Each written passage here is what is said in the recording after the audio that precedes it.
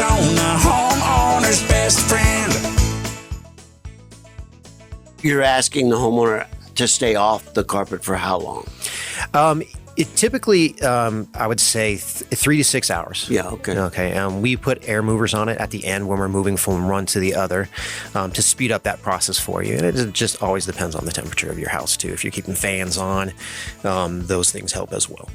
All right, now I got a dirty secret. I want to know. What do you do with all that dirty water you suck out of my carpet?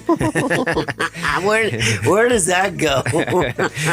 We're holding on that for you in our tanks, in our trucks. It's coming out and it goes into our tanks that we have, and then we dispose of it into the proper channels. Okay, because it can get pretty bad.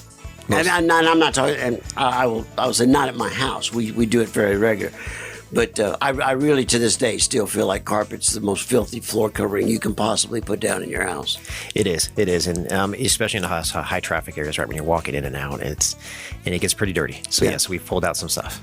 in front of Grandpa's favorite chair. Yep. Oh, there's always that spot, right? Yep. In front of the couch, there's always that long stretch in front of the couch.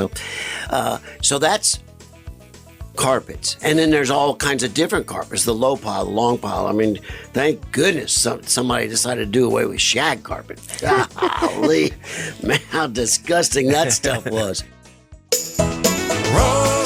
Rosie on the house, every Arizona homeowner's best friend.